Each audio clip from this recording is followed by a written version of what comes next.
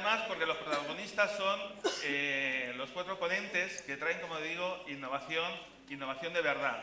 Porque son proyectos, son experiencias que están evaluando su impacto y su retorno social realmente a la sociedad. Y porque están haciendo cosas nuevas y destruyendo creativamente lo que hay a su alrededor. Por eso han sido seleccionados para exponer distintas visiones y desde distintos territorios, como el País Vasco, Castilla y León, Cataluña y Andalucía. Vamos a empezar desde Castilla y León, con Luis Barriga, que ha venido directamente de Valladolid, y comentaros que muchos y muchas de vosotras conocéis a Luis, pero por si hay alguien que todavía no le conoce, comentar que es trabajador social, funcionario de la Administración local, de la Diputación de Valladolid, y en la actualidad funcionario de la Administración Autonómica de la Gerencia de la Consejería de Familia e Igualdad de la Junta de Castilla y León. Tiene varios posgrados, máster en consultoría de procesos, máster en intervención social y, bueno, se ha dedicado a los servicios sociales desde hace más de 25 años, por lo que es conocedor de los mismos y de otras políticas públicas de bienestar, como drogodependencias, empleo, cooperación y, además, ha hecho diversas acciones formativas y de consultoría en ámbitos de procesos de calidad y de innovación. Y además pertenece a la Asociación Estatal de Directores y Directoras de Gerentes en Servicios Sociales, en las que ha liderado diferentes estudios. Hoy nos presenta el innovador proyecto PAC. Este proyecto se ha centrado en co-crear un modelo de intervención social dirigido a personas en riesgo de exclusión social. Un proyecto realmente experimental, donde la tecnología y lo social se unen para adentrarnos en el mundo de los algoritmos. Luis. Directamente. Bien, pues buenos días. Yo no voy a contaros un proyecto de estos europeos y tal, porque sería un rollazo y además tenemos el tiempo muy limitado. Simplemente quiero trazar algunas líneas sobre una parte experimental del proyecto. He tenido la inmensísima suerte de llevar unos 3 años y medio en un proyecto de investigación, cosa que a los trabajadores sociales no nos suele suceder, y entonces, desde ese punto de vista, absolutamente encantado. Solo quería traeros unas pinceladas sobre una de las partes pequeñas del proyecto en la que hemos abierto una puertecita. Todavía no sería ni el primer escalón de un Everest de conocimiento, pero que sí hemos detectado que, bueno, pues que tiene mucho potencial. Se trata del uso de innovaciones, de tecnologías de inteligencia artificial aplicadas también al campo de los servicios sociales.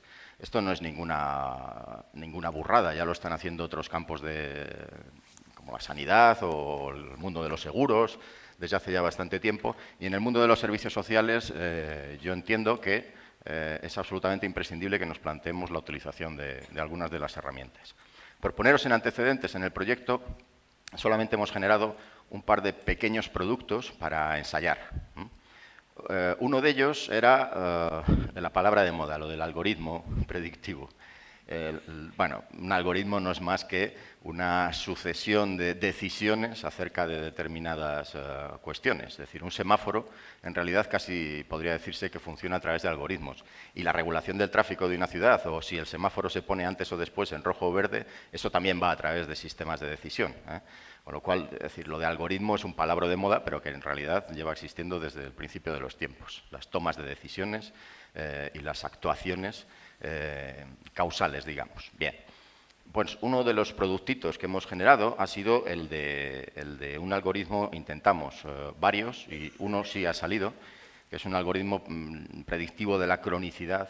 Lo hemos llamado así, no está bien llamado cronicidad, pero bueno, en exclusión social. Bueno, la pregunta que les hicimos a la gente que ha trabajado esto con nosotros, que en este caso fue la Universidad Politécnica de Madrid, fue: ¿qué probabilidades, o me podéis detectar aquellas personas que cuando entran al sistema, por ejemplo, con una renta de inserción, tengan altas probabilidades de, dentro de 5 años, seguir en el sistema con rentas de inserción? Eso es lo que nos podéis decir. Y bueno, se pusieron a ello. Para trabajar en esto, pues hubo que compilar diversas bases de datos, 11 bases de datos. Hablamos de teras de información de los ciudadanos, anonimizada para que pudieran trabajar con ella. Hablamos de la utilización de unos 60 predictores de situaciones, predictores que les fueron trasladados desde el mundo profesional, desde la experiencia de los profesionales, lógicamente. Hablamos de utilización luego ya de técnicas de Machine Learning, que son técnicas de tratamiento de la información de grandes masas de datos a través también de máquinas que aprenden, es decir, ecuaciones que se automodifican a sí mismas. Parece de la luna, pero es así como funciona, explicado desde un Lego, porque yo no soy de ese sector, yo soy del sector de los servicios sociales y soy trabajador social. Y se analizaron, la máquina estuvo aprendiendo con 16.000 casos.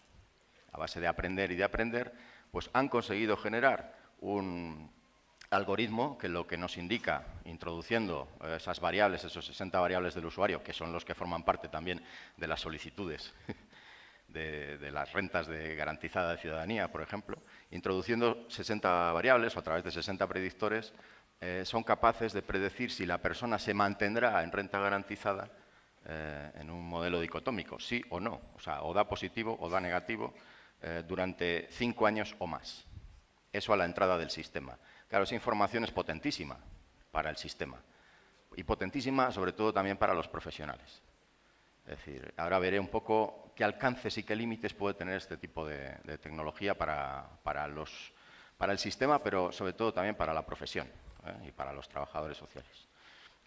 Y el otro productito que hemos estado analizando, investigando, ha sido desde puramente el conocimiento profesional, intentar identificar cruces, simplemente estos son cruces de variables, cribados, para la determinación, la definición de algunos riesgos sociales, es decir, no situaciones ya que estén mal o bien, sino identificar riesgos u oportunidades sociales en las personas, de manera que, trabajando con toda la masa de datos de la que dispone el sistema, y ya comentaré luego que una condición sine qua non es el tener los datos integrados del sistema de servicios sociales, pues simplemente a través de determinados cruces determinar algunas situaciones, o localizar, mejor dicho, algunas situaciones de riesgo que nos den lugar a poder hacer en los centros de servicios sociales cribados o que nos den lugar a generar listados. Cuando se habla a veces de intervención comunitaria, bueno, pero ¿quiénes tal? No, bueno, es que los quiénes, a lo mejor los quiénes de determinadas características sí te los puede dar la máquina te puede ayudar. Bien. Esas son un par de experiencias en las que todavía son muy experimentales, no están implantadas. Se está trabajando ya en implantación en el global del sistema, pero esto nos va a llevar décadas. O sea, bueno, décadas no, pero 5 años por lo menos para implementar algunas de estas herramientas sí nos puede llevar, para implementarlas en un sistema concreto, que es uno autonómico. Bien. No sé si podéis pasar la diapo. Gracias. Lo que os quiero trasladar no es el proyecto ni las herramientas concretas sobre las que hemos trabajado, sino los aprendizajes que yo, como trabajador social, he hecho a lo largo de este tiempo, trabajando en un proyecto muy complejo, con muchas otras herramientas, pero con respecto a estas. Y lo haré en 2 capítulos únicamente. ¿Qué utilidades le veo a la aplicación de la inteligencia artificial? O sea, ¿qué potencial le veo a todo esto? Y luego hablaré de los límites, los riesgos, las precauciones, las cautelas que debemos tener como profesionales en el tratamiento de este tipo o en la utilización de este tipo de tecnologías. Bien, por un lado, en cuanto a las utilidades, hay utilidades directas de todo esto. Cualquier dato que se le proporciona a un profesional sobre un riesgo, por ejemplo, de una persona que ha calculado una máquina, tiene que ser vista como un apoyo al profesional en sus diagnósticos y en su toma de decisiones. Son herramientas de apoyo al profesional. Luego, por desordenar el discurso, hace poco se publicó un artículo, no recuerdo bien dónde, como me han pedido un artículo sobre estas cuestiones, pues cuando escriba el artículo ya pondré la referencia y además en estos días cualquiera no pone una cita. Bien puesta. Bien, no recuerdo dónde leí, me refiero a un artículo del New York Times, algo así, y luego fui siguiendo la pista, sobre un sistema de decisión automática que habían implementado en un estado de los Estados Unidos, de manera que los PIA, para entendernos, de dependencia, que antes eran decididos por profesionales, de repente eran decididos por máquinas. En función de las características que tenía la persona, el PIA automáticamente se generaba desde una máquina. Pero además tuvieron la osadía de coger los datos que la máquina devolvía, los PIAs, vaya, para entendernos, que la máquina devolvía, e implementarlos del tirón, o sea, cambiar todos los PIAs de toda la población. Bueno, evidentemente el sistema, curiosamente, con el resultado final ahorraba. Esta es una obviedad. Segundo, los sistemas de decisión automática, cuando se toman decisiones que afectan a las vidas de las personas, no digo que se prohíban, pero sí digo que deben ser absolutamente controlados. O sea, mucho cuidado también con esto. Son de altísima utilidad estas herramientas, pero son herramientas siempre de apoyo a las decisiones, no herramientas para la toma de decisiones automáticas. Hay veces que sí. El semáforo, cuando se pone rojo o verde, está tomando decisiones automáticas. No hay un humano detrás. Un mero semáforo. Ahora bien, las atenciones o cuidados que tenga que recibir una persona en una situación concreta, tomar una decisión al respecto, la debe tomar un humano formado y, si se puede, apoyado por este tipo de herramientas. Pero la toma él, no la toma la máquina.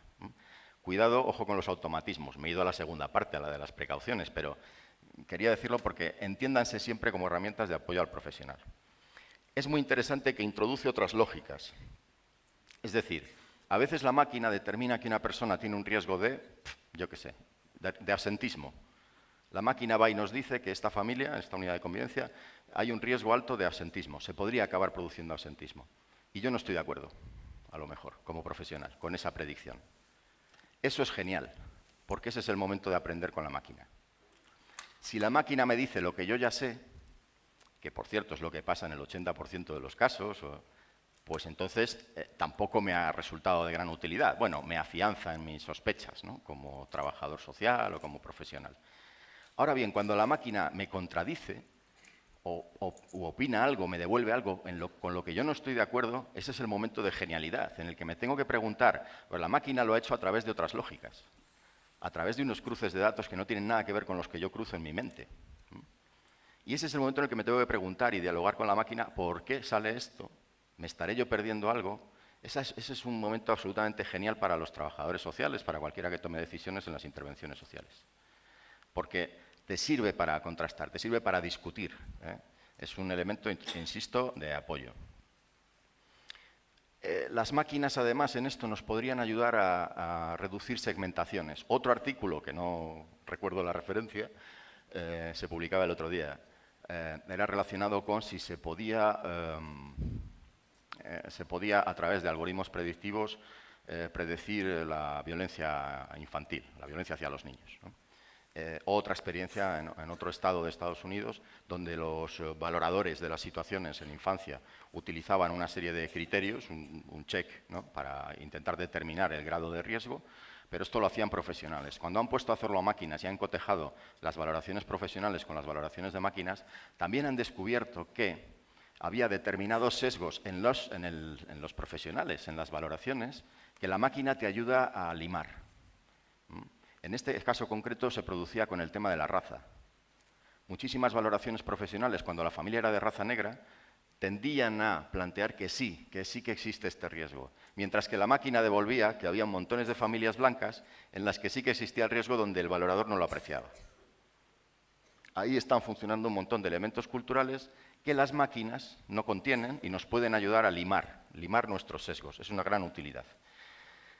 Bien, este tipo de técnicas, de tecnologías, nos permitirían una segmentación poblacional. No me voy a entretener en eso porque nos llevaría una mañana a explicar lo que es la segmentación, pero sí que el sistema esté más orientado hacia qué cantidad, qué intensidad de atenciones y de cuidados necesita una persona respecto a otras. Esto se usa ya en sanidad, la pirámide de Kaiser, muchos la conocéis. Bueno, pues ese tipo de dinámica es imposible si no tengo bien identificados también determinados perfiles de riesgo, cosa a la que nos puede ayudar el Machine Learning, cualquier herramienta de inteligencia artificial. Muy importante, introduciría en los servicios sociales y en nuestra actuación un elemento crucial, que es la proactividad, actuar antes de que las cosas sucedan. La mayoría de los servicios sociales somos reactivos. Estamos en el despacho esperando a que entre alguien. Lo que no entra por la puerta del despacho no está, no existe, no está en nuestro ámbito. Y hay problemas muy graves que suceden y que podrían haber sido tratados sin que nosotros sin que sea necesario que tengamos esa demanda ya directa del ciudadano. Podemos actuar antes de que sucedan determinadas cuestiones. Y estoy hablando de trabajos, de casos. en términos comunitarios, imaginaos dónde nos puede llevar este tipo de análisis en términos de barrio, etc. Bien. Todo esto con el objetivo final de la mejora de la atención al ciudadano y la mejora de la atención profesional que estamos prestando. Ese tiene que ser el objetivo. Ya sé que existirán las sospechas, ya lo comentaré luego, de que esto se pueda usar para el ahorro, etc. Bien. Y también hay unas utilidades indirectas de todo esto del uso de la inteligencia artificial en el campo de los servicios sociales. Una de ellas es, para que podamos hacer esto, estamos obligados a varias cosas. La primera, integración de datos, integración de la información. Lo habitual, hay proyectos europeos, por ejemplo, ahora en Andalucía, un proyecto EASI, que es el Resisor.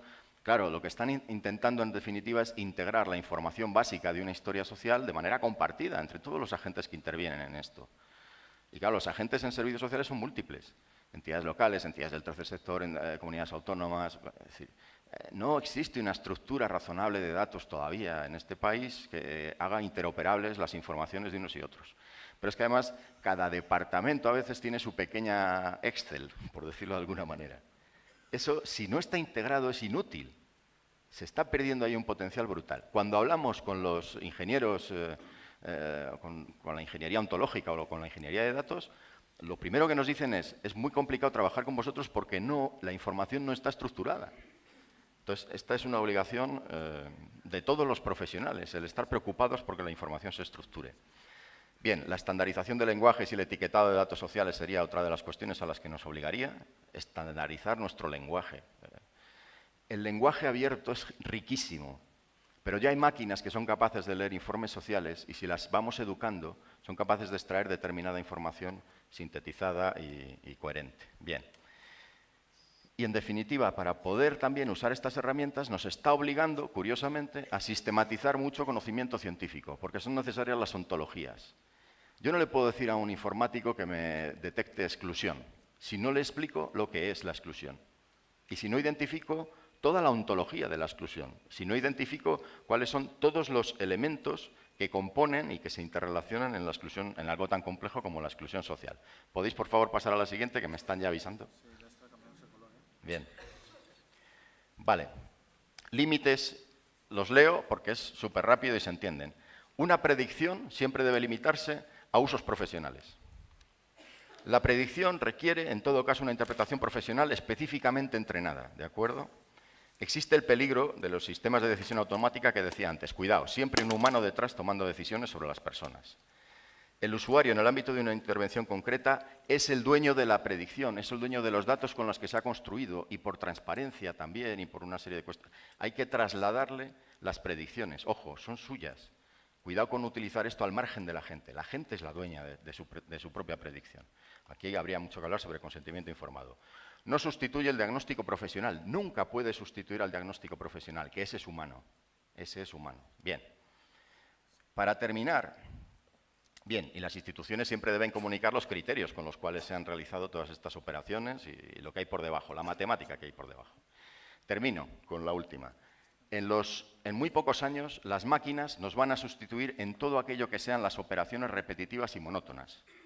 De los papeles que había aquí, había algún papel planteando que el tema administrativo. Yo ya llevo casi 30, porque el currículum es igual, era antiguo, casi 30 años en los servicios sociales. Llevo oyendo lo mismo, de que la carga administrativa y tal. La buena noticia es que se acabó. Pensad en lo que hacéis en vuestro día a día. El que haga mucha carga administrativa está muerto. Está despedido. Dentro de 10 años no tendrá sentido, porque lo que hace lo harán máquinas. El valor como trabajadores sociales es el otro, el de lo que no pueden hacer las máquinas. Y a lo mejor este tipo de innovación también nos ayuda a recuperar o a tener el rol que siempre hemos debido tener. Y nada más. Muchas gracias.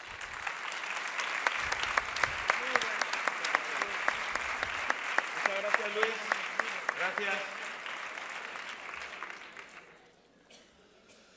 A continuación nos presentamos a Izaskun Ormaechea, que es trabajadora social, consultora en investigación, planificación social y servicios sociales, colegiada en el Colegio de Trabajo Social de Vizcaya, en el que colabora activamente, siendo su responsable de formación y gestión del conocimiento, y además es miembro del equipo de expertas en servicios sociales, colaborando en la configuración del Grupo de Trabajo Estatal para la creación y generación del nuevo modelo de servicios sociales. Tiene diferentes posgrados de gestión de políticas sociales e inmigración y en la actualidad trabaja y fundadora de la cooperativa IOC, Laboratorio de Trabajo Social, desde el ejercicio libre de la profesión. Izaskun también tiene más de 25 o 30 años en la profesión dentro de los servicios sociales, como trabajadora social, como docente, investigadora, como hemos dicho, y esta mañana nos va a presentar en la aventura en la que está embarcada con otros compañeros y compañeras del País Vasco, que es visibilizar el diagnóstico social como instrumento propio del trabajo social, de los trabajadores sociales, y además implementándolo con nuevas metodologías. Una experiencia muy interesante que están haciendo ahora mismo en el Ayuntamiento de Bilbao y de Getxo. Izaskun. Pues muy bien. Buenos días. Esto es un espacio que nos ha embarcado el Consejo, porque nosotros lo que hacíamos, el equipo de la Junta del Colegio de Vizcaya, era definir el modelo y machacar y machacar y machacar por aquello que consideramos que es esencial para nuestra profesión. Y es la valoración social y el diagnóstico social como reserva de actividad, como aquello específico que hace el trabajo social, no el informe social. Si vamos al ámbito médico, el médico hace el diagnóstico social el diagnóstico médico a nivel intelectual. Y luego, si lo pone en un informe, es un informe médico. En nuestro caso, lo que decimos, la esencia es el tener ese diagnóstico. ¿Qué es lo que vamos a... ¿Me separo? ¿Qué es lo que queremos transmitir? Pues queremos contar y compartir una experiencia que hemos desarrollado durante 4 años y medio, llevamos en el Ayuntamiento de Bilbao, de generar conocimiento a partir de la sistematización de la práctica. Eso ha supuesto que el equipo de dirección del Ayuntamiento de Bilbao, de los servicios sociales, todos de trabajadoras sociales, hecho fundamental para la innovación, ha generado durante 4 años y medio, aguantando una presión asistencial tremenda, como en otros muchos servicios sociales de primaria, espacios de reflexión, de relectura de la práctica, de sistematización y de generación de lo que es criterios, términos comunes y criterios comunes para identificar diferentes situaciones problemáticas y no problemáticas que presenta la ciudadanía a la que se atiende. Empezamos por la valoración inicial de necesidades. El procedimiento de atención que está definido en el sistema de servicios sociales comienza con una valoración inicial, donde, y ya empezamos a tener criterios comunes para que la gente funcione dentro de un marco mínimamente homogéneo, a través de 1 o 2 entrevistas en despacho, con consulta a documentación y con consulta a algún testigo clave o testiga clave de gente, de otras personas profesionales que conocen a la persona, por aproximación diagnóstico, que no con diagnóstico, por aproximación diagnóstico, las trabajadoras sociales tienen que pronunciarse en torno a si se accede o no accede la persona, la familia al sistema. Y tiene que pronunciarse en torno a 3 elementos. No es objeto de atención, sí, pero puntual, sí con seguimiento y se activa la coordinación de caso y la figura de la profesional de referencia con un seguimiento y acompañamiento. Y esto dependía de cada profesional, no ya de cada servicio de base, sino de cada profesional que ante una misma situación podrían darse situaciones completamente diferentes. El reto del ayuntamiento fue poner en marcha durante 1 año y medio entrevistas semiestructuradas, incorporándolo dentro del día a día de los servicios de base, solo con la gente de base, ¿eh? No, el equipo de dirección está y de gestión en su función de liderar el proceso, pero de donde se extrae la realidad, donde se extrae lo que se ha sistematizado, es de las trabajadoras sociales de base. Y acotamos los criterios y ya tenemos 2 modelos de ficha social, que es donde se registra este modelo y donde tenemos dos versiones de manuales de terminología y de criterios comunes para, puedes pasar, para determinar en lo que se tienen que pronunciar las profesionales. Primero, si es objeto, si es puntual o es con seguimiento, o si no es objeto de atención. Dentro de si es objeto de atención, el otro elemento, ¿lo podéis pasar la diapositiva? Si es objeto, aquí vino uno de los grandes sismas y catarsis del sistema, pasar de los colectivos a las situaciones de necesidad. Porque claro, teníamos que partir de lo que la gente entendía del modelo. Y tenemos que tener claro que esto ha sido posible y está siendo posible en un contexto de unos servicios sociales donde la RGI deja de estar, la renta de garantía de ingresos deja de estar y se puede tomar de nuevo el ejercicio profesional. Si no, no es posible. O sea, esta iniciativa que ha desarrollado el Ayuntamiento de Bilbao y que luego, a raíz de el Ayuntamiento de Guecho, la compañera Arantxa Laca, que somos del equipo, también hemos hecho esta labor de sistematización, en este caso con las 14 trabajadoras sociales de Guecho, de lo mismo, qué es objeto, qué no es objeto. Y de definir qué es para las profesionales la desprotección, qué es en el amplio sentido, y como estamos en el nivel de primaria que va desde promover la protección hasta la desprotección, o sea, en lo que es el binomio autonomía-dependencia, inclusión, exclusión, protección, desprotección, definir y dar el salto de esto que tenéis aquí. Hablar de menores, pues siempre lo hemos ubicado en desprotección. Pues no, hablar de menores es hablar de personas dependientes, de menores dependientes, hablar de menores es hablar de menores que pertenecen a familias en exclusión social, etcétera, etcétera, ¿no? Ahí tenemos un ejemplo de lo que fue el cambiar esto. Y hacer, podéis pasar, hacer esta nueva aplicación ha permitido al ayuntamiento investigar, porque ahora tenemos todas las valoraciones iniciales, aparte que con unos criterios comunes adoptadas te permite tener también unas estadísticas comunes y percatarse de que lo que se está atendiendo en primaria no son problemas lineales de el idilio de dependencia, de desprotección, de exclusión social. Lo que nos dicen las estadísticas de explotación de estas fichas sociales, que ya tendrán pues más de 15.000 o 20.000 fichas sociales, valoraciones iniciales hechas con criterios comunes, que solo se ha podido hacer por la capacidad que se tiene ante la presión asistencial a los casos nuevos o a los casos que ya se están atendiendo, y hay una variación de problemática. Es decir, estamos hablando de que tampoco ha habido capacidad de poder hacérsela a todo el mundo que tiene el caso en activo. Es que las personas presentan problemas en interacción. Mayoritariamente tenemos situaciones de exclusión, desprotección y dependencia, o de exclusión y de desprotección, o de dependencia, desprotección y dependencia y exclusión. Y esto hace también un replanteamiento, da lugar a pensarse que si tenemos departamentos organizados por colectivos, también conlleva, o sea, el ver qué es lo que está viniendo de la práctica lleva a plantearse la estructuración de los servicios. Una vez tenemos esta valoración hecha por aproximación diagnóstica, en los casos en los que se haya considerado que hay que desarrollar una intervención con seguimiento, nos vamos a lo que es el diagnóstico social. ¿Y qué es el diagnóstico social? ¿Y cómo hemos concebido el diagnóstico social? Pues esencialmente, bueno, esperar. Vamos por favor a sacar el cuaderno, que lo tenemos. Por favor, saquemos el cuaderno que nos han dado en la jornada.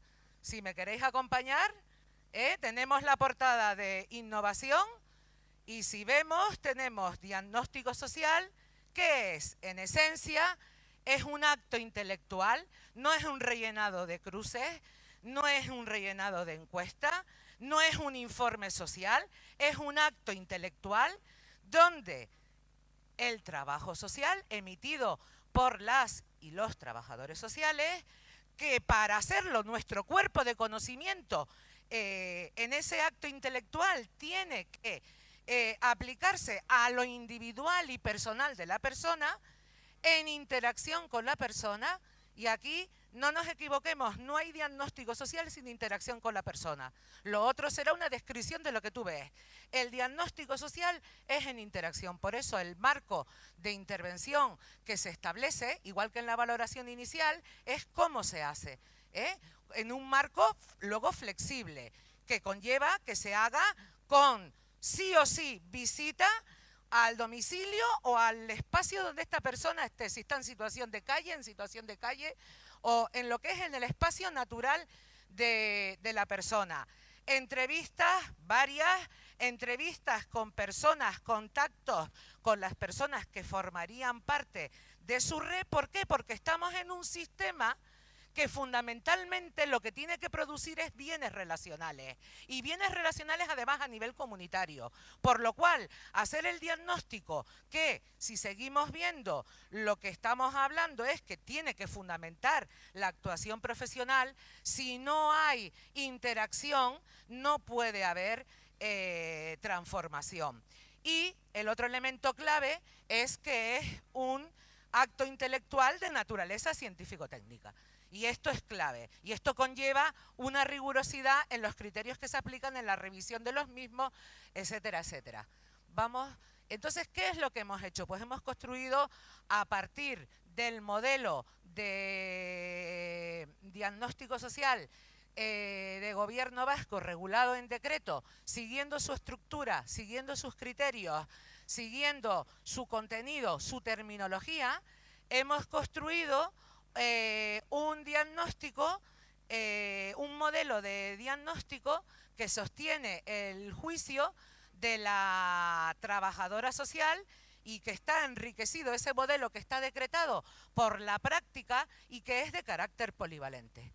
Porque cuando estamos en primaria, y muchas de las compañeras y del equipo de dirección decían, yo quiero ver el todo. O sea, quiero ver la foto de qué le pasa a esta persona. Y quiero ver si tiene problemáticas en el ámbito de la desprotección, de la exclusión, de la dependencia, pero sobre todo quiero ver cuál es el estado de satisfacción de sus necesidades. Y no quiero solo un inventario de problemas. Quiero partir de lo que la gente tiene.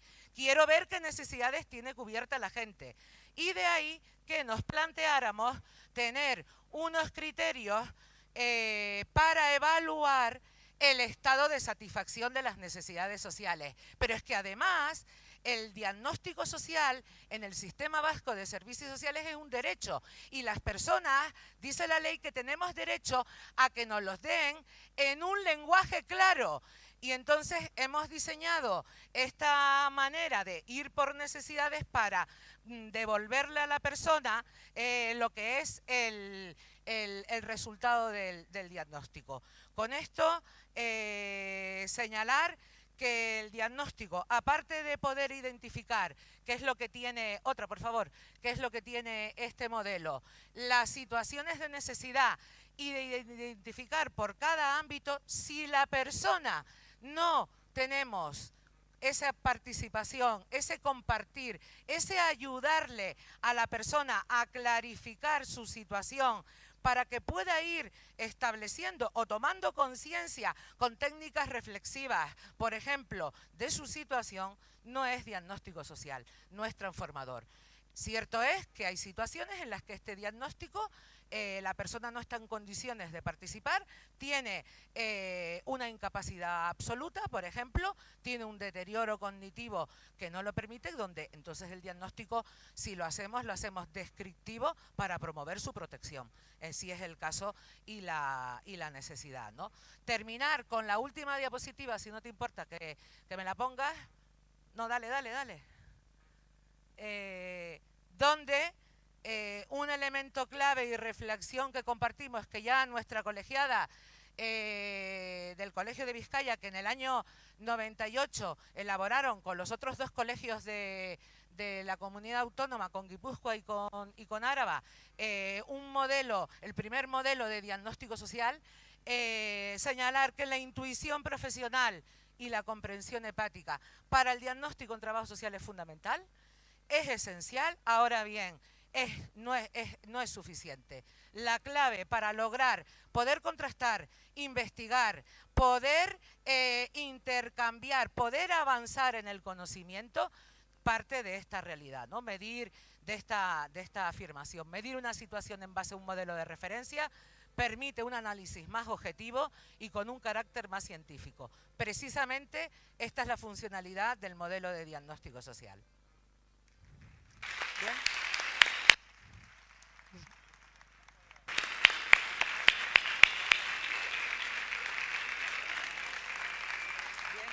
Muy bien. Muchas gracias, Izaskun. Como siempre, Izaskun muy clara y concisa y contundente. Ahora os voy a presentar a Lucía González López, que es trabajadora social, es actual gerente de la Fundación Allen Lab y es además miembro de la Junta Directiva del Colegio de Trabajo Social de Jaén y de la Comisión de Emprendimiento e Innovación Social del Consejo Andaluz de Trabajo Social.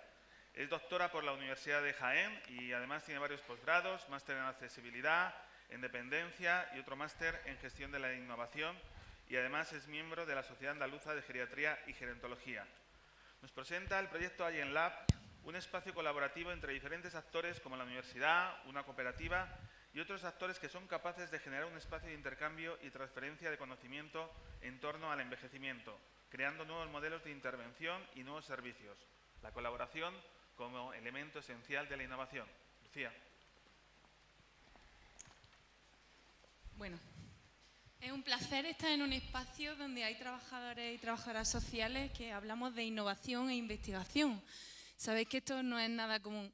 Y es un placer presentar delante de mis compañeros y compañeras de todo el país una iniciativa con un nombre en inglés, Allen Lab, eso ya a veces aparta. Es una iniciativa con una perspectiva muy internacional y muy global.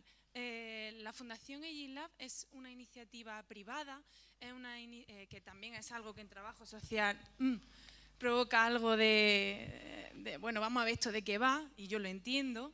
Una iniciativa privada que nace en un momento en el que lo privado es complementario a lo público, ¿no? En un momento en el que no se llega a todos los sitios donde se pudiera llegar y es necesario.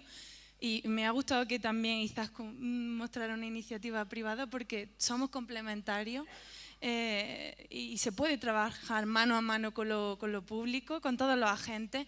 Y entonces una fundación privada que tiene detrás a empresarios de una cooperativa social, se llama Macrosad, está en Jaén, pero está en toda Andalucía. Su sede social está en Jaén, pero se trabaja en Sevilla, en Granada, en toda Andalucía.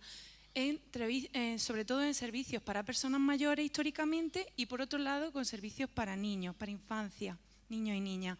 Y por otro lado, pues nos acompañó en este viaje la Universidad de Jaén, hace ya más de 5 años. Y nuestro presidente, atención, es enfermero. ¡Oh!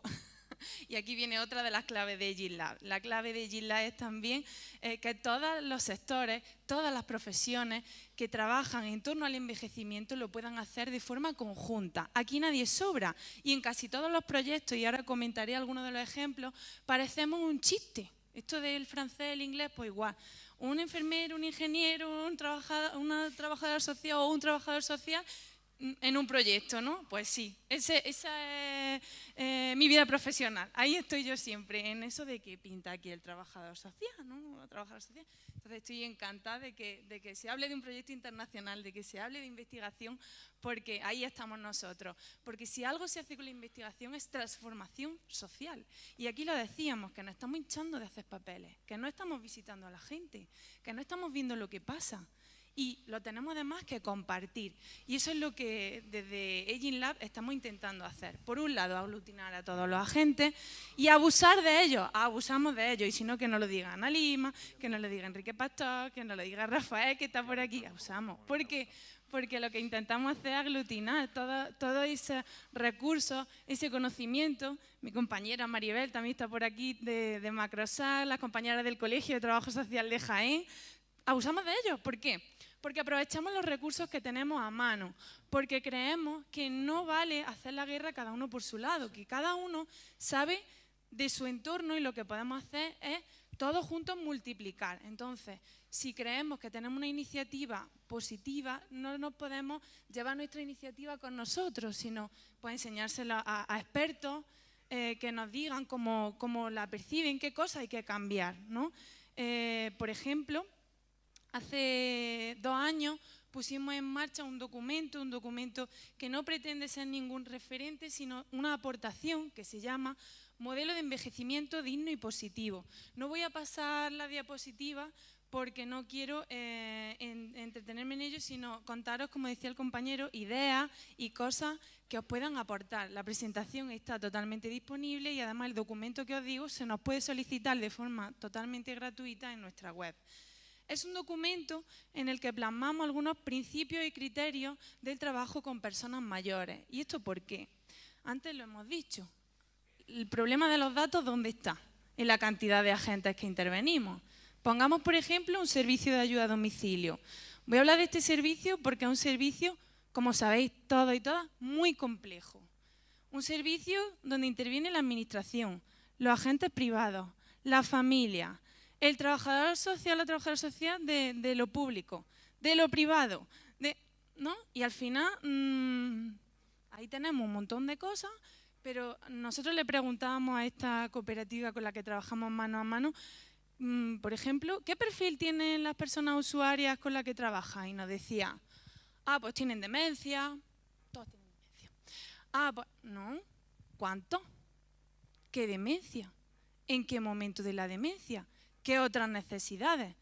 O un grado de dependencia. Una persona se caracteriza porque tiene un grado 2, un grado 3, entra en el sistema y se acabó, y ya no sabemos más nada de esa persona. Bueno, pues nos pusimos a profundizar, ¿no? Os voy a contar una experiencia que ha sido maravillosa y os voy a contar cómo nació y hasta dónde va. Y ese es un ejemplo de lo que hacemos en Agile Lab. Nos pusimos a analizar el perfil de las personas que recibían ayuda a domicilio y sus necesidades. Descubrimos un dato que a nivel internacional está ahora muchísimo en boga, pero que nos está pasando, que era que el 33% de los usuarios y usuarias con los que habíamos trabajado se caían y que el 67% repetía y tenía el síndrome del temor a caerse. Y dijimos, ¿qué podemos hacer? Si nos vamos a internet y buscamos, hay miles de millones de cacharritos tecnológicos que dicen que prevén las caídas. Mentira. ¿Habéis visto alguno que prevé las caídas? No. Pero tenemos miles de millones de profesionales en los domicilios todos los días que quizá pueden prever muchas caídas y que además a ellas y a ellos les viene muy bien porque también son sus riesgos laborales. Bueno, pues nos pusimos en marcha y creamos una formación específica que se llamaba Agente de Entrenamiento Preventivo. Y con ese agente de entrenamiento preventivo hicimos una formación a auxiliares de ayuda a domicilio en el que primero trabajábamos el empoderamiento y transformar el concepto de la dependencia a la autonomía. Tú no estás allí para que estés limpito, calladito y como una maceta. Tú estás allí para que seas lo que quieras ser. Si quieres estar calladito, que lo estés. Y si quieres estar participando y dando guerra, que la dé. ¿Vale? Entonces, aplicamos en esa formación unos criterios muy sencillos que se llaman DALCO, de accesibilidad, que se trata de la deambulación, la localización, orientación y comunicación, que son herramientas muy sencillas, pero que sabéis que favorecen a estos perfiles, además, muchísimo. Entonces, hay cosas que nos han salido que son súper sencillas, porque además lo que hicimos fue analizar e intervenir, pues cada auxiliar tenía con su trabajador o trabajadora social de servicios sociales en coordinación, intervenían en 2 casos y fuimos viendo qué es lo que estaba sucediendo. Y sí es verdad que falta la típica obra, que hay productos de apoyo que son carísimos, pero que ni siquiera los conocían antes de la formación. A partir de ahí, pues por lo menos tenían ese conocimiento y además, bueno, el CEAPAS tiene un taller de elaborar ayudas caseras. Eso también hay que conocerlo y también se tiene que tener esa herramienta, ¿no? No todo es carísimo y es inaccesible. Pero es que había cosas, y os va a venir la imagen seguro, y no sé, esto es típico caso que nos hemos encontrado, pues una casa llena de santos, de muebles por todos lados. Pues claro, eso favorece que las personas se caigan, ¿no? Los hábitos, la forma de ordenar el domicilio, todo eso previene las caídas y son cosas muy sencillas. ¿vale? A partir de esta formación, después lo que hicimos fue seguir trabajando en los resultados y hicimos una formación que hemos presentado recientemente, y además por aquí hay una compañera que se ha podido formar en ello, que es técnico de autonomía y prevención, que son profesionales de distintos sectores, había muchísimos trabajadores sociales y trabajadoras sociales, para formarse también en accesibilidad, pero no en accesibilidad de qué bonita la rampa, qué medida tiene que tener, eso que lo sepan los que construyen, o nosotros se lo diremos, pero eso está escrito, eso no hace falta aprenderlo, es el chip que hay que cambiar, ¿no? Por ejemplo, el dar medicación en los centros por dar, muchas veces para que esté tranquilita la persona, pues entonces escoger nosotros, nuestros compañeros de enfermería, y decirle, oye, su autonomía te la estás cargando, por no decir unas cosillas más, ¿no? Hay detalles que al final son accesibilidad, porque la accesibilidad no solo es física, es emocional, es cognitiva, es virtual, porque hoy en día todo es virtual, además. Voy a ver cómo va el colorcillo de la bola. ¿Sí? Vale, estupendo. Y bueno, con ese trabajo lo que hemos hecho al final ha sido editar una guía de entornos accesibles para personas mayores, que no la hemos construido nosotros, ni los 4 o 5 profesionales expertos, sino con los alumnos y las alumnas de esa formación, con lo que ellos han recogido de las personas mayores, sus propias impresiones, y ahí las hemos escrito en el documento. Y además, pues después hemos cogido expertos en la materia, como es Yolanda de la Fuente, que es catedrática de Servicios Sociales de Andalucía, de Jaén, y como es Alfonso Cruz Lendines, que es lo que os comentaba, que es de enfermería, nuestro presidente de nuestra fundación. Es decir, nosotros trabajamos con todos los agentes implicados. Aquí nadie sobra. Yo siempre le digo a mis compañeros que sobra quien no quiere estar, quien no tiene motivación.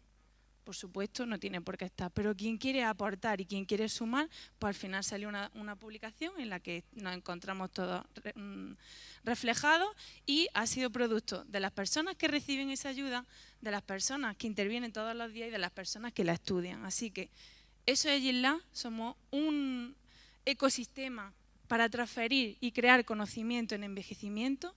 En mi caso, tengo el placer de coordinar técnicamente la fundación, y os invito a todas y a todas a que, si nos queréis conocer, queréis tener más información, cualquiera de las publicaciones que tenemos son totalmente gratuitas en formato digital para quien quiera. Muchísimas gracias, estoy encantada de estar aquí. Gracias. Gracias. Muchas gracias, Lucía. Muchas gracias, Lucía. Os recuerdo, como en todas las mesas, que tenéis tarjetas para ir formulando preguntas o inquietudes en torno a los proyectos y experiencias innovadoras que estamos escuchando. La última presentación corre a cargo de Josep Villarreal Moreno, que es el director de Estrategia e Innovación del área de Derechos Sociales del Ayuntamiento de Barcelona. Josep Villarreal es economista con posgrados de Sostenibilidad y Humanismo y en Gestión y Administración. Funcionario de carrera con experiencia en la administración local y autonómica, y tiene una trayectoria profesional diversa en campos tan variados como agricultura, justicia, y sobre todo se define como experto en diseñar e implementar hojas de rutas complejas. Y como en los servicios sociales somos gente bastante compleja, ha decidido desde hace unos años meterse en nuestro mundo. Nos va a presentar un proyecto muy interesante relacionado con todo el tema de rentas, y se habla mucho de proyectos experimentales en Finlandia y en Canadá, pero el proyecto que se está desarrollando en Barcelona, que ahora nos contará, no tiene nada que envidiar, y de hecho les están llamando de muchos sitios, de Uruguay, de Alemania, de Italia, para exponer esta experiencia, y es una suerte y un lujo poder contar esta mañana con Josep. Josep, gracias. Muy buenos días.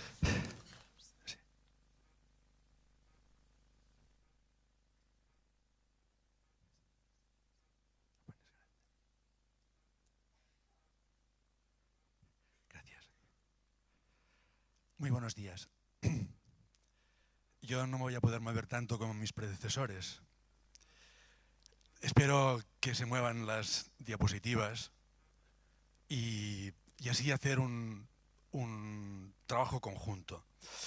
Quiero reconocerles que para mí es un gran honor y un privilegio compartir esta experiencia con ustedes.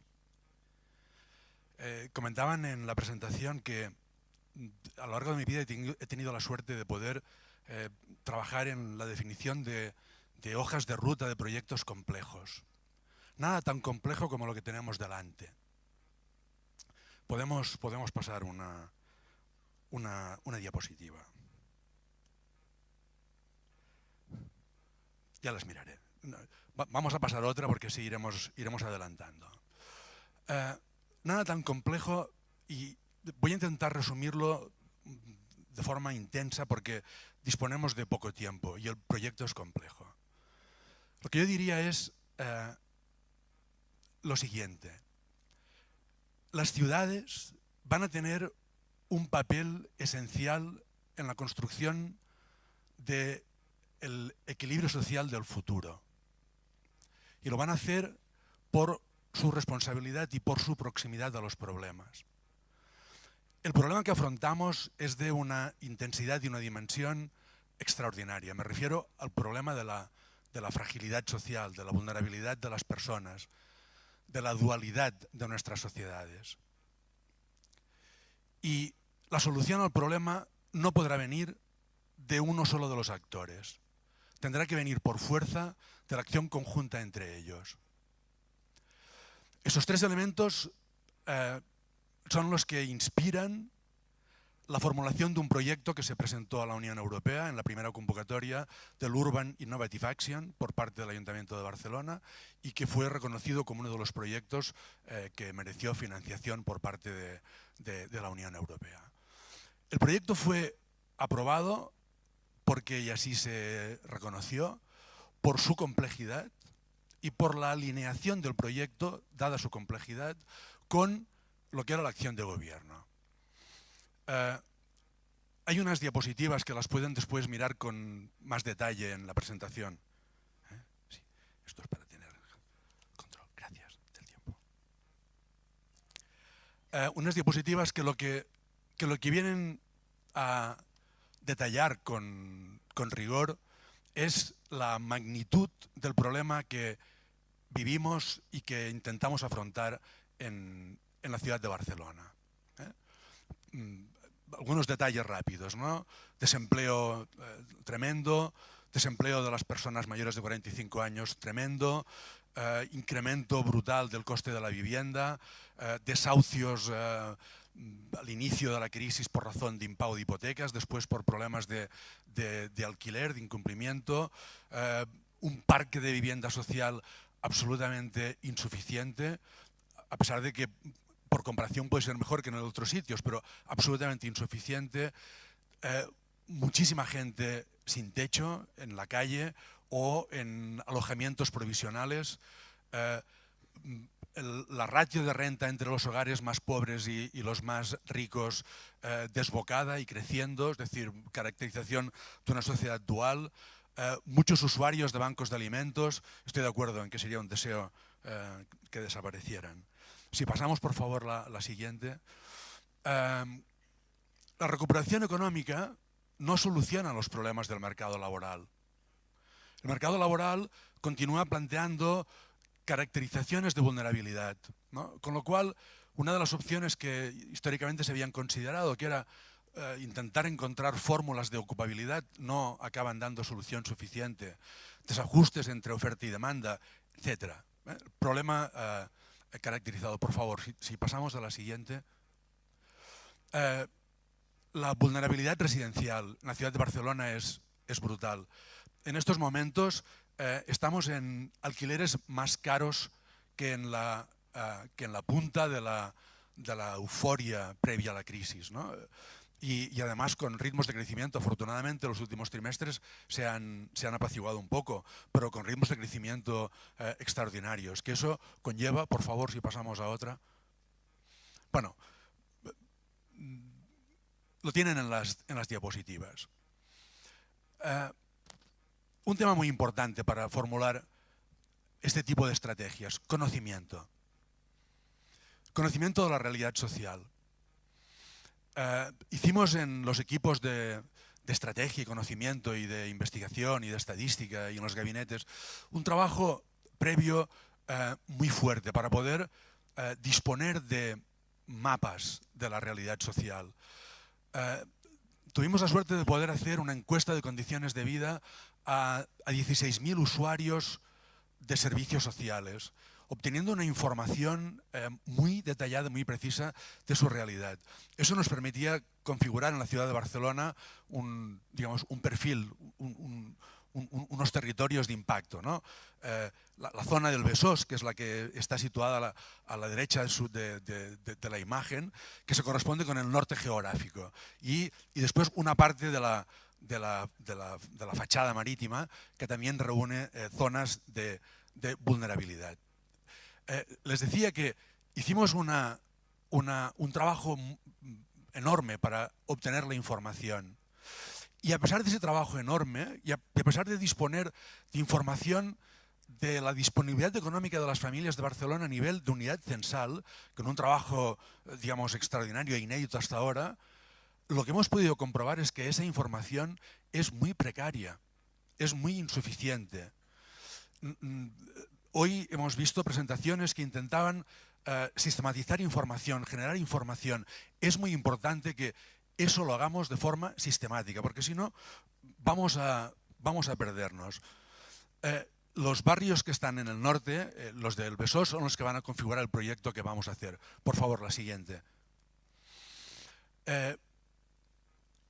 ¿Por qué ese territorio? El dilema clásico de qué hacer en las políticas municipales, si abordar el problema del territorio o abordar el problema de la gente. Y todo tiene ventajas y todo tiene inconvenientes. La verdad es que en algunas ocasiones políticas de inversión en barrios periféricos han acabado, digamos, creando una expectativa de mejora fuerte en ese territorio, que lo que acaba haciendo es una gentrificación, una expulsión de los vecinos tradicionales de ese espacio. Por otra parte, las políticas en población acaban con riesgo de segregación social, porque aquellos que han conseguido una determinada, digamos, promoción acaban abandonando el espacio y insistiendo en los círculos de pobreza. Por favor, la siguiente. Entonces, ¿el proyecto en qué consiste? El proyecto consiste en establecer un soporte municipal de inclusión, una renta transitoria. Primer problema, este apoyo municipal no es una renta básica, sino una renta mínima. Aquí tenemos otro problema, el problema de las competencias. ¿Qué hace un ayuntamiento abordando un problema de renta cuando eso corresponde a aquellas administraciones que tienen título en políticas fiscales? Pero bueno, ¿qué hace un ayuntamiento en cuanto a sus incumbencias, no sus competencias? Si la población, digamos, experimenta una manifiesta necesidad, hay que abordar propuestas y soluciones. Entonces, el proyecto pretende una lógica no igualitarista, sino suficientista. Es ver qué pasa si los ciudadanos en situación de vulnerabilidad disponen de una renta suficiente para cubrir sus necesidades básicas. Siguiente, por favor. Y eso lo hacemos de tal manera, este es el esquema de la OIA, de tal manera que se combina una medida de política pasiva, una renta, con medidas de políticas activas. Voy a tomar un poco de agua. Con políticas activas, por favor, la siguiente.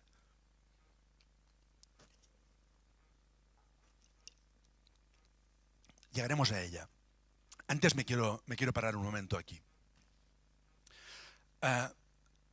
Decía una combinación de políticas activas y de política pasiva. Pero esto vamos a hacerlo en un proyecto que lo que pretende es evaluar, que lo que pretende es saber qué pasa cuando hay esa intervención. Y para hacerlo organizamos un consorcio en el que hay socios muy expertos. Tenemos socios como la Young Foundation, que es una institución de investigación etnográfica que tiene su sede en Londres, como el Instituto de Gobernanza de la Autónoma de Barcelona, con la Politécnica de Cataluña para el desarrollo de las APPs tecnológicas, con una entidad que es experta en el desarrollo de monedas ciudadanas, de monedas sociales, y con un instituto de evaluación de políticas públicas. Siguiente, por favor. Entonces, aquí teníamos las combinaciones de políticas, ¿no? Una política pasiva la medida de apoyo, la medida de renta y 4 políticas activas. Una política de ocupación y trabajo, una política de emprendeduría social, una política de rehabilitación de viviendas y una política de participación comunitaria. Y además 4 modalidades. Una modalidad condicionada, que quiere decir que las personas que forman parte del proyecto para cobrar la renta están obligadas a hacer algo, a aplicarse una de las políticas, y una incondicional, es decir, no hay ninguna obligación. Las que forman parte de este proyecto no tienen ninguna obligación. Una limitada, que quiere decir que el soporte, digamos, actúa como límite de los ingresos de transferencias sociales que puede tener, y una no limitada, quiere decir que las familias pueden tener un estímulo adicional para conseguir rentas adicionales. Por favor. El proyecto implicó a 1000 familias que se eligieron por sorteo entre un conjunto de 2.500 familias que habían hecho su solicitud, que eran usuarias de servicios sociales, identificadas en un colectivo de más de 4.300. Y aquí tenemos la distribución de cada uno en los grupos en los que está. Y esto se asignó por sorteo, porque lo que se pretende es que la inferencia estadística de lo que se obtenga aquí nos permita efectivamente evaluar qué es lo que estamos haciendo. La expectativa no es únicamente intervenir en el ámbito social, sino intervenir y aprender qué es lo que está sucediendo. Me quedan solo 3 minutos, con lo cual, no podemos seguir con los detalles del proyecto porque si no, no llegaríamos a ninguna parte. Y entonces prefiero ir a algunas reflexiones que en estos momentos podemos hacer. La primera, los trabajadores sociales y trabajadoras sociales que están implicadas en este proyecto han expresado y han vivido una situación para ellas y para ellos extraordinaria, que representaba el hecho de que todo el proyecto administrativo de este proyecto se gestiona desde una oficina central. Con lo cual, los trabajadores están haciendo el seguimiento de estas familias, solo hacen trabajo social. Están viendo qué sucede, cómo evalúa, cómo interaccionan, qué pasa con las políticas activas, qué pasa con la relación con su entorno, qué pasa con la construcción comunitaria. Y esa es una experiencia de entrada extraordinariamente positiva y valuosa, que además nos va a permitir inferir qué sucede con ese tipo de compromisos. Otro aprendizaje. Las cosas que nosotros pensamos que son de una manera no tienen por qué ser de esa. La primera política consiste en buscar un trabajo en el ámbito de planes de ocupación, que dura 12 meses. Están los detalles por ahí. Y antes de ese trabajo hay una fase de formación. La fase de formación, por sus características, la podemos hacer en centros de formación acreditada. ¿Qué nos dicen los responsables de los centros de formación acreditada? Bueno, pues nos hemos llevado una sorpresa, porque tenemos un colectivo de gente que tiene dificultades a veces de comprensión del idioma, porque son personas que son inmigrantes que acaban de llegar y no conocen bien ni el catalán ni el castellano. Han ido a la escuela y han llegado de una forma, digamos, atípica, porque normalmente a las escuelas de formación profesional se llega a través de un itinerario académico muy reglado. Pues bien, los resultados académicos que ha conseguido ese grupo en los 4 meses de formación, en cuanto a conseguir, a tener la suficiencia en las competencias que han desarrollado, es equivalente. Con lo cual, ¿qué factores nos hacen pensar? ¿No? Otro, y con eso debería acabar, ¿no? Porque es que el tema da para mucho rato, pero no es posible. Otro, y además este es muy importante y tiene que ver con lo que yo les decía al principio. Tanto la política activa de emprendeduría social como la de trabajo y ocupación, al final el trabajo ha acabado trasladándose a proyectos de interés comunitario en los barrios de los que estamos hablando, como la política de participación ciudadana, nos están permitiendo ver una enorme capacidad de interacción de estas personas con su entorno, una enorme capacidad de implicación en lo que es la mejora de las condiciones de vida en esos barrios, de las mejoras en convivencia, en espacio público, en acompañamiento, en prestación de servicios, en creación de oportunidades. Entonces, esa realidad entra, y con esto acabaría mi intervención, en una cuestión que para nosotros, y lo estamos evaluando, es esencial, que es la de las percepciones. La situación de vulnerabilidad afecta a muchísima gente en nuestra ciudad. Y es muy importante que la gente en esa circunstancia en la ciudad tenga la percepción de que en la estrategia para salir de esa situación no está sola. Que en esa estrategia están implicados otros vecinos y vecinas como ellos, otras entidades, otras instituciones, otros espacios. Y con todo eso estamos trabajando para formular un nuevo modelo de gobernanza y su evaluación. No puedo decir nada más. Quedo a su disposición para lo que, digamos, muchas gracias.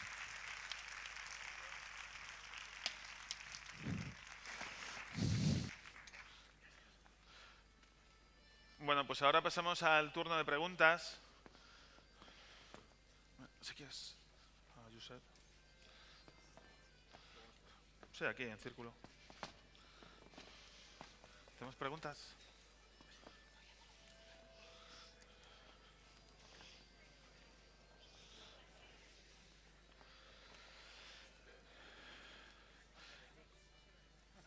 Josep.